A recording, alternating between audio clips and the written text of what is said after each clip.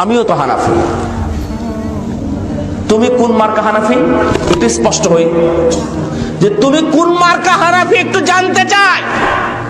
আমিও তো হানাফি, আমিও কোরআন হাদিস পড়েছি।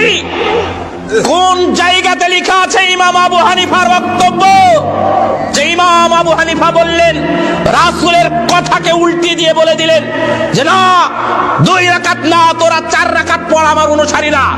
কোন বাপ তোমাকে পড়াইছে, কোন হুজুর তোমাকে পড়াইছে, বের করে দাও। আমার সাহাবীরা, হজ্জের বিধানগুলো তোমরা আমার কাছ থেকে নাও, হজ্জের বিধানগুলো তোমরা আমার কাছ থেকে নাও, অন্য কারো কাছ থেকে নিলে চলবে না, আমার কাছ থেকে নিতে হবে। আমার কাছ থেকে নিলেন, অথচ আমরা রাসূলের কাছ থেকে বিধান পেলাম। বিধান পাওয়ার পরে আপনি আরাফার ময়দানে যান। যারা অনেকে আছেন এখানে, প্রবাসী ভাইরা আছেন, তারা অনেকে জানেন। আমি এই বছর হজের অভিজ্ঞতাটাই বলি। প্রতি বছরের অভিজ্ঞতা আছে আমার, 6-7 বছরের অভিজ্ঞতা আছে। এই বছর গিয়ে টাটকা অভিজ্ঞতা হয়েছে। সেটা হলো বাংলাদেশ থেকে এবার হজ করতে গেছিলাম, অন্যবার ওখানে থাকা অবস্থায় হজ করেছি। তো বাঙালিদের সাথে হজ করলাম, প্রায় 150-200 আমরা মানুষ, 180 জনের মতো মানুষ। আরাফার ময়দানের বিধান হলো, দেখেন, আজান হবে 1টা জোহরের সময়, নামাজ হবে 2 রাকাত জোহর, 2 রাকাত আসর। কত হলো? 4। 2 ওয়াক্ত নামাজ কয় রাকাত? 4 রাকাত। আজান 1টা, একামত 2টা। এটা হলো বিধান। এটা আমার নবী দিয়ে গেছেন, আমার নবী এইভাবেই পড়েছেন, সাহাবীগণ এটাই মেনে নিয়েছেন।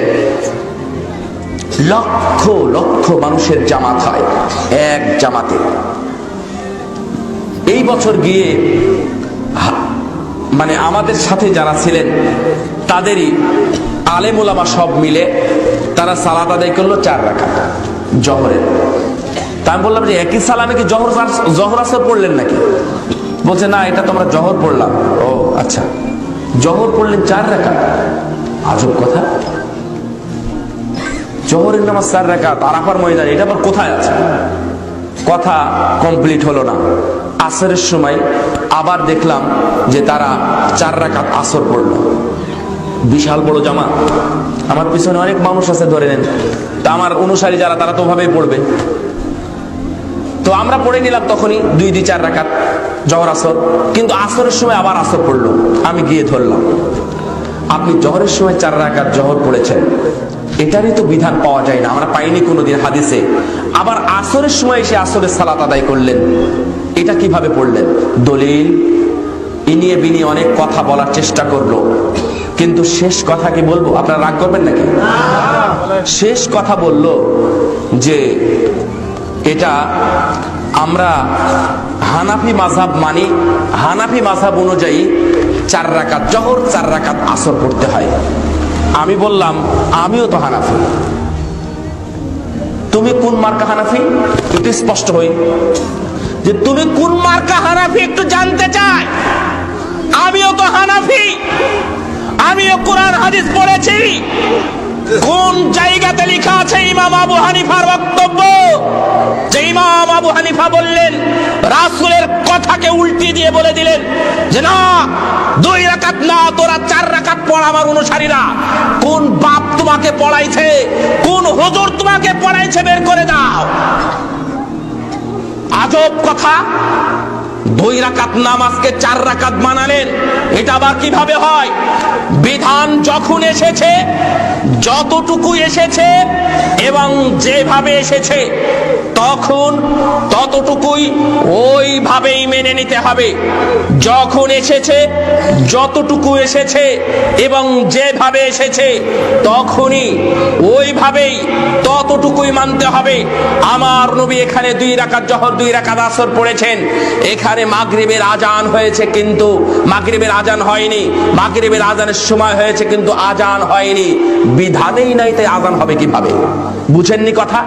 এই বছর যখন আরাফার ময়দানে মাগরিবের সময় হলো, তখন ওখানে মিনিমাম 20 লক্ষ মানুষ অবস্থান করছে। তখনও অবস্থান করছে মিনিমাম 20 লক্ষ মানুষ।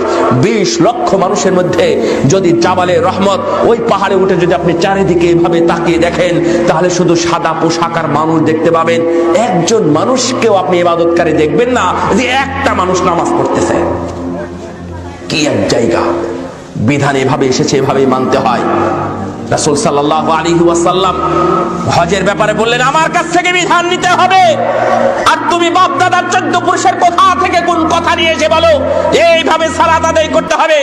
মানি না তোমার বিধান। রাসূল সাল্লাল্লাহু আলাইহি ওয়াসাল্লামের বিধান যতদিন দুনিয়াতে থাকবে ততদিন পর্যন্ত আমরা তার বিধানই মেনে নিব। কেউ যদি রাসূলের নামে বেদাত করে তাহলে আমরা তাকে পরিহার করব, যে কোনো মূল্যে সালাতি হোক আর সিয়ামি হোক না কেন। যদি রাসূলুল্লাহ সাল্লাল্লাহু আলাইহি ওয়াসাল্লামের নামে কেউ বেদাত করে তাদেরকে ধরবে। কোথায় পেলে তুই? কোথায় পেলে তুমি? রাসূল সাল্লাল্লাহু আলাইহি ওয়াসাল্লাম জিন্দেগিতে যতদিন বক্তব্য দিয়েছেন ততদিন বেদাতের কথা বলেছেন, যতদিন বক্তব্য দিয়েছেন ততদিন বেদাতের কথা বলেছেন, ততদিনই বলেছে যারা বেদাত করে তারা জাহান্নামী, যারা বেদাত করে তারা জাহান্নামী, যারা বেদাত করে তারা জাহান্নামী।